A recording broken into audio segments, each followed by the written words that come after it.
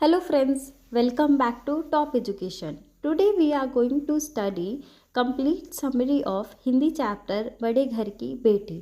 बड़े घर की बेटी इसे प्रेमचंद्र द्वारा लिखा गया है। यह प्रेमचंद्र की कहानियों में से श्रेष्ठ है। कहानी के माध्यम से गृहस्थ जीवन की एक एक घटनाओं को बताया गया है। उच्च कुल की आदर्श महिलाएं कष्ट सहकर भी, अपमानित होकर भी मर्यादा नष्ट नहीं होने देती, यह इस कहानी के द्वारा बताया गया है। एवं परिवार के सदस्यों की और उनके संबंधों के बारे में इस कहानी के द्वारा बताया जा रहा है। हम समरी पढ़ने से पहले इस कहानी के कुछ मुख्य किरदारों के बारे में जानते हैं। इस कहानी के सबसे पहले मुख्य किरदार हैं आनंदी। आनंदी जो एक बड़े घर की बेटी है और इनका विवाह श्रीकांत से होता है। श्रीकांत बेनी माधव जो कि गौरीपुर नामक गांव के जमींदार हैं, इनके पुत्र हैं। इनके दूसरे और छोटे पुत्र हैं लाल बिहारी जो कि एक गुस्से वाले व्यक्ति हैं। बेनी माधव सिंह गौरीपुर नामक गांव में रहते थे। वह गौरीपुर गांव के जमींदार थे। बेनी माधव के पूर्वज यानी उनके एंसेस्टर्स बहुत अमीर हुआ करते थे, जिन्होंने अपने टाइम में बहुत सी चीज़ें गांव के लिए की थी, जैसे कि तालाब खुदवाना, मंदिर बनवाना इत्यादि। उनके घरों के आगे हाथी, बैल, जानवरों की लाइन रखी रहती थी।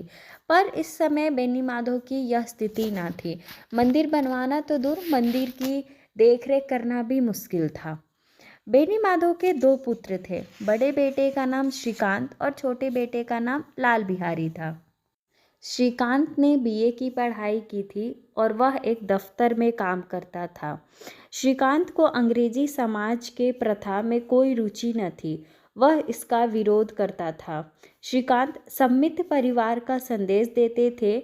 उनको परिवार में एकजुट रखना बहुत पसंद था, इसीलिए गांव में उनको बहुत सम्मान मिलता था।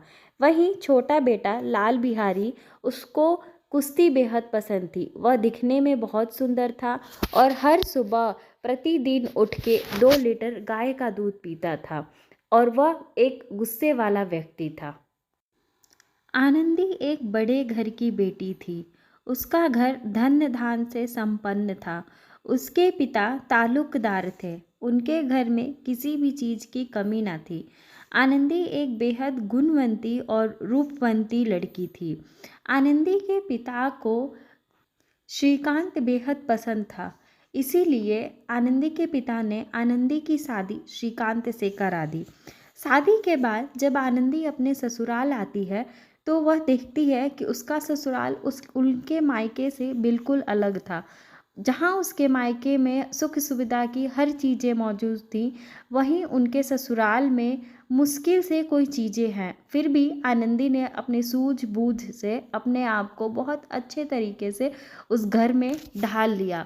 उसने अपने ससुराल को भली भांति अपना लिया।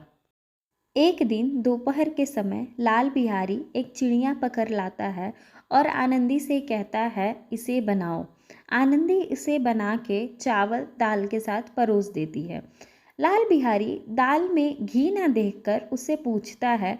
तब उसे यह पता चलता है कि घी सारा तो मांस में ख़त्म हो गया। यह सुनकर लाल बिहारी को गुस्सा आता है और कहता है, क्या घी की नदियाँ बह रही हैं? तुम इतना घी क्यों यूज़ कर रही हो? यह सुनकर आनंदी को भी गुस्सा आ जाता है और दोनों में बहस छिड़ जाती है। इस बात पर लाल बिहारी गुस्से में आनंदी की ओर खड़ाऊ फेंक मारता है। वह खड़ाऊ जाकर आनंदी की उंगलियों पे लग जाती है, जिससे उंगलियां खून से बह जाती हैं। आनंदी गुस्से में रहती है पर वह कुछ न कहती। वह श्रीकांत के आने का इंतज़ार करती है। श्रीकांत शनिवार को जब वापस आता है तब आनंदी उसे सारा वाक्य बताती है। वह कहती है कि गुस्से में किस तरह उसके छोटे भाई ने उस पर प्रहार किया और उसे भला बुरा कहा।